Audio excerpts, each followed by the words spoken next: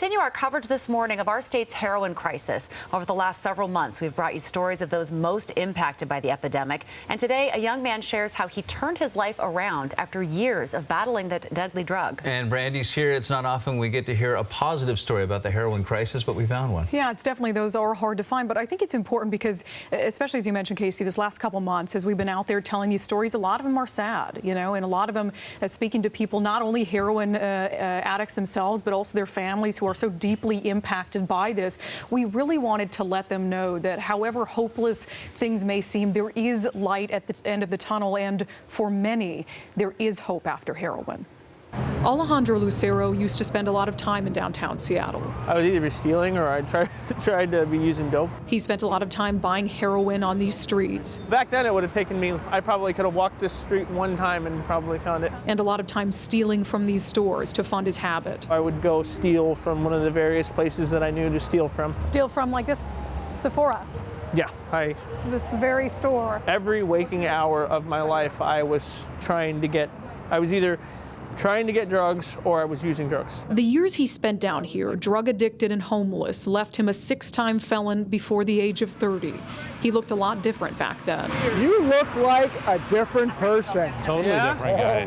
How's it going? It's going well. How about yourself? Now, at the age of 32, Alejandro has been clean from heroin for more than 2 years. Yeah. You're a totally different person, man. Yeah, you probably put on 80 pounds? 80 pounds? I would say 50. We reunited him with 2 Seattle police officers he says helped save his life by giving him not only compassion, but intervention when he needed it the most. If it wasn't for you guys, to be honest with you, I wouldn't be here right now. Because, you guys did for me what I couldn't do for myself. Alejandro reached out to us after seeing those officers in a story we did on heroin earlier this year. We'd been out with officers Jason Drummond and Randy Jokola talking about the heroin epidemic when we were called to an overdose nearby. When Alejandro saw that story and that young man at the brink of death, he saw himself. Every single pocket of the story that you spoke about was pretty much my life story. So you could see yourself in that young man who was overdosing in that story that you saw. That definitely, not only could it have been you, it was you. It was many me. times. Yeah, many times over. I just wanted to be of service to people and to show people that it's possible to get out of that way of thinking, that life. For Alejandro, his escape from that life came when officers Jokola and Drummond arrested him in 2015 after he got caught stealing from a downtown department store. By then, they knew him well. And I was coming here to get my fix, to get my fix at Nordstrom's. Alejandro ended up spending 54 days in the county jail after that arrest. And when he finally got out, sober, he had a much-needed moment of clarity. And I just knew I needed to do something different. He remembers the exact day he got clean, February 2nd, 2015. I remember talking to you guys a lot and not being able to look at you guys in the face and in the eye and just having like that shame or whatever. And I don't have that today. There's people out here that I've known for 27 years, and they're still in the same place where they were 27 years ago. You got out. If the intervention hadn't happened, where would you be today? I'd either be dead or I'd be in prison. Instead, Alejandro has a full-time job working construction. I feel good about myself. And he makes enough money to actually pay for the things he wants. So to be able to walk into a store and pay something like with my own hard-earned money is different, but like different in a good way. It feels better. Yeah. Yeah. Oh, look at this. Who's this? His job has also allowed him to get off the streets and provide a home for his girlfriend and their son, who is just 6 months old. Holy moly. This is Elias, but... What do you call him? Eli. Eli? He's Elias. It's my middle name, is his first name. And I'm so happy for you. And that's what makes it all worth it right there. That's awesome. We get to see this life out here all the time. We don't get to see this stuff. Knowing how far you've come and knowing that had you not made that decision, you wouldn't have this beautiful girlfriend, you wouldn't have this adorable kid. What is that like when you sit and think about how far you've come?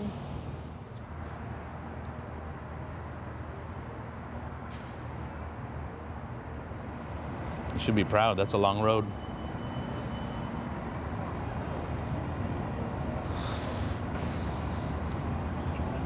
I'm just happy.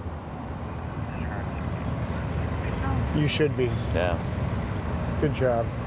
We have just one more thing we want to show you about Alejandro's old life. All right, I'm following your lead. It's a bit of a hike to get there, but it speaks to just how far he's come. Tell us about where you're about to take us. I slept in a lot of different places when I was homeless, but one of the places I slept a lot at was underneath the freeway. Underneath the Seneca Street overpass, to be specific.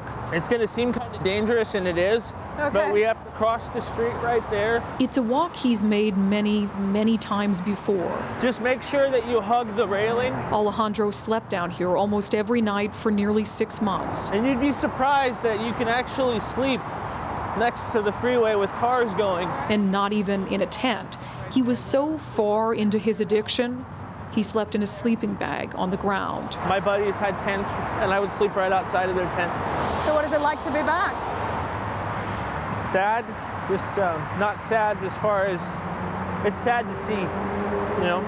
I wish so desperately for everyone here to not have to sleep in these places, and I wish so desperately for them to not be in this situation. And obviously, we wish the very best to Alejandro and to his girlfriend and his son and his family. So great to see just how far he's come. And also, you know, something I told you guys as we've been covering the heroin crisis is I told you we want to try to give each and every one of you a reason to care about it, even if you're not directly impacted. And some of you have expressed to me that you find it hard to relate or feel bad for or see potential in the people who are sleeping in those tents, the people who are shooting up in our alleys. And I hope you can look at Alejandro and see the potential that he had and the potential that he's shown. He went from a homeless heroin addict to someone who has a full-time job, is a contributing member of society, someone who has brought a new life into this world, and imagine the potential that young boy has. And so I hope when you see these people, you can think of Alejandro and think that is a person with potential who I should care about. It's easy to hide behind labels. It's easy for all of us to label someone as being an addict and not recognize that there's a human being underneath that. A human being who probably wants to get out of that situation, just like Alejandro wanted to for so long, but he was just so, I mean, sleeping on the ground. He was sleeping on the ground for 6 months. That's how into this addiction that he was. Wow. So to be able to come from that place.